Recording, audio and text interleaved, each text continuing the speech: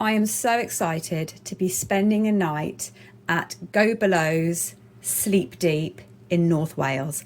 I have seen this on another YouTube channel a few years ago and always wanted to stay here. So first of all, you have to drive up and you park at this little train station, and this is where you leave your car for the night. And then you do a kind of half an hour, 40-minute walk up to the beginning of the slate mine.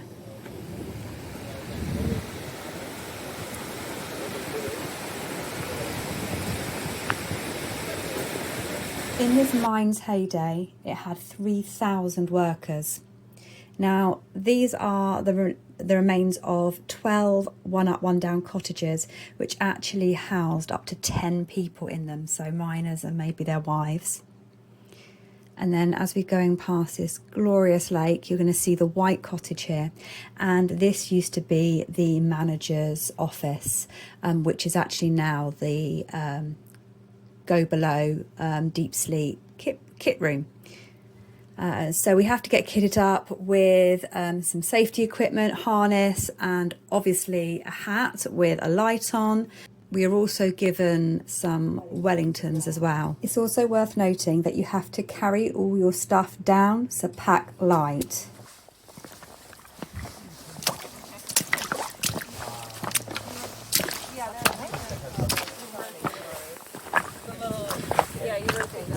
So where we're going to be sleeping is 1,375 foot deep, and that is made up of chambers. I think that's 5 chambers, which are labelled A to G, that we have to go down.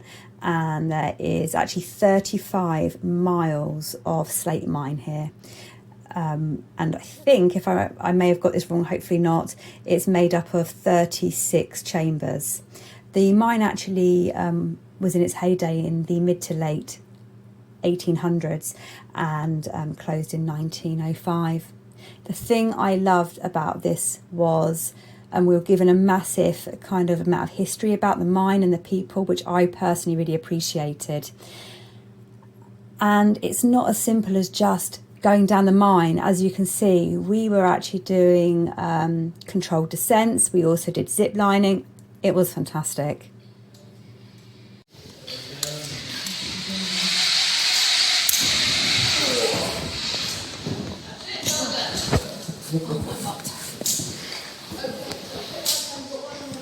Which we can. That's actually what Evan, like this other travel guy, does. He has an LLC that he invests, like, probably $1,200,000 in mining stock.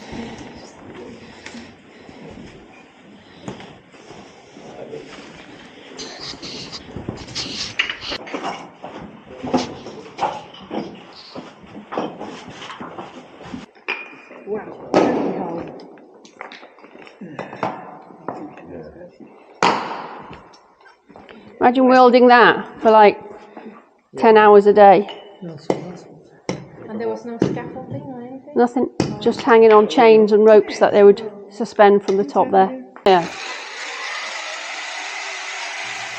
So here we are. We're in the mine. It's so exciting. It's like you're inside, but you're outside. It's a really weird experience. It's really hard to actually explain. So this is some of the evening food. So dehydrated, and they basically boil it in a bag. There's loads of options. I think there's like 10 or so options. So for vegetarians, vegans, meat eaters, everything. And we also could help ourselves to flapjack bars. There was bananas, and there was tins of drink, which we could just help ourselves to throughout our whole stay here. And then there's tea, coffee, hot chocolate. This is what I had. This was the mushroom risotto with a bit of salad. So here's a tour of our cabin. So you've got the steps, and there are 4 cabins, little cabins next to each other. Very snug. We are down here. They're all identical. Cabin 1. Now, we're not allowed shoes on in here, so how this filming goes without me actually going into the cabin. My bags are already in here. Oh no, I'm going to have to take my shoes off. Okay, so we have 2 single beds. Oh, just close the door. It's nice and warm in here. They've put the heating on for us. Some little, oh, I like that. I forget what you call these bivvy clips. I think I just made that name up, but that's quite cute that they've made those as the coat hangers. Some nice artwork of the cave. And I don't know if you can see that. Someone kind of going across. We did something similar to this to get down here, which is pretty cool. Got a little light. I'm not sure what that is. Oh, I think that's a heat temperature. Sorry, a heat thing to turn the heating on and off. And a mirror. That's it. That is a little rug as well. That is the quickest tour of a room I've ever done. But it's everything you need. And then, you know, toilets are literally just down those stairs and just across the way. So we haven't stayed in the grotto, but there's this one grotto room which is built actually into the side of the cave, and I'm just going to go in. Now, it's not 100% tidy because someone else has been sleeping in here today, but we've been allowed to have a look in his room. Oh, wow. Look at that. That is so cool. It's a lovely plush bed and a clock. You can see it's got some nice little side lights, which would be really atmospheric, but look at that. All the way up to the ceiling. That is so cool, and it's really cute, almost like medieval chandelier. Nice. Oh, this is quite romantic actually. And it's even got its own sink, which is nice. And I do like the fact that it's got hand cream, etc. And let's have a look over here. So it's got this cute little heater, because it's a big room to heat actually. So they say that the heater's on all the time. I don't know what that is, but I don't know, that's in all of our rooms actually. I'm not sure what it is. Maybe it's like a dehumidifier or something. But yeah, it's I've been told it's also got electric blankets on the bed as well to keep it extra snug and warm, because obviously these are just, you know, really, really thick. And wow, that's amazing. I really like that. That's nice. So this is the bathroom, very basic, but so we have, I'll start here. We have a regular toilet. This is just for number ones only and toilet paper. We've just found out that they now have hot water, which is not advertised on the website. So that's really exciting. So you can actually have a hot wash. And then over here, this is the more interesting bit. This is the compostable toilet for number twos. I'm not going to open it up, but basically we come down here.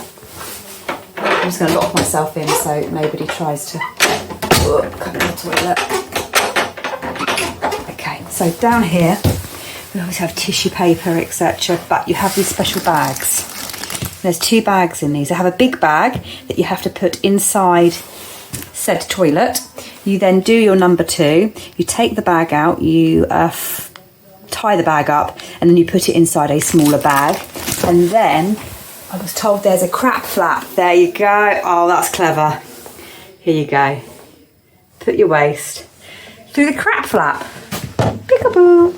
There you go. I have just looked up and just seen this, which is actually really nice. It's an inside sky, I think they're called, but it's just like, it actually makes it really bright, and I like that. That's nice. Oh, and next door they have a urinal, but I'm not going to show you that.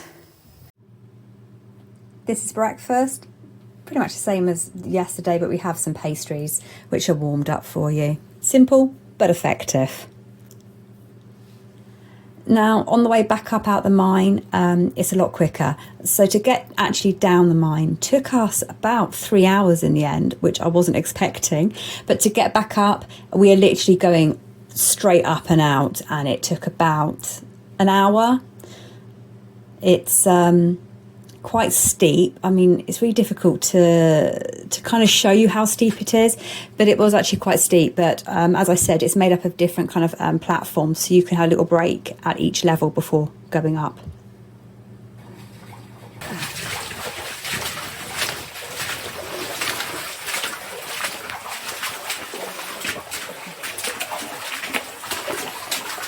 Back into daylight.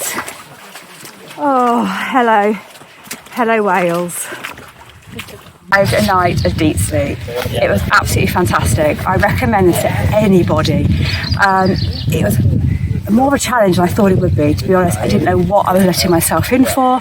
I thought it was just like an hour's plod trek down a mine to find out we were doing proper climbing, we were doing controlled descents, we were doing zip lining, and there was some really precarious stuff we were doing as well, where we had to use all our clips and stuff. It's really hard to explain the experience. It took about 2.5, 3 hours to get down there in the end, because there's multiple routes, and depending on your ability depends on the route they decide to take you. So they said the more able you are, they take you on longer, more challenging routes. So that's why it took us so long. The staff are lovely, really knowledgeable, tell you loads of stuff and history about the mine and Wales, and it's really, really interesting from that perspective, about the social history side of things as well. The room was really cosy. Had everything you needed except a towel. I didn't realise we had to bring towels. Maybe I didn't read the small print properly. Who knows? Say that. Do bring a towel. The bed. Oh, you can't drink alcohol down there, and I do recommend that you bring a bottle of water for the hike down. As I said, I thought it was going to take a maximum 2 hours in total, so we didn't bring any water. But actually, do bring some water, because it was a long time and we were very parched at the end of it. The beds are not the most comfortable, they're very soft, and you could feel the springs, I'm not going to lie. But it was still a great night, and you can hear the cave around you, the dripping of the water, the slight creaking of the stones. I think it was wonderful, absolutely wonderful. Bathroom situation actually wasn't as bad as I thought it would be. They lend you wellies. I don't know if you can see my wellies. So they lend you wellies, and you do need them. Don't even think that you're going to go down your own walking boots, because some of the water is very deep, and some people actually got very wet and even got water in their wellies. Overall, a fantastic experience. I do recommend it for anyone, really. It's brilliant. Oh, and the food, I mean, I personally did not rate the food, but maybe that's because I'm a fussy pants. Everyone else seemed to demolish theirs, but you're not doing it for the food. You are doing this for the experience, which I really do think is a one-off. Yeah, as long as you're vaguely fit and you're not claustrophobic or scared of the dark, 100% book this. It's brilliant.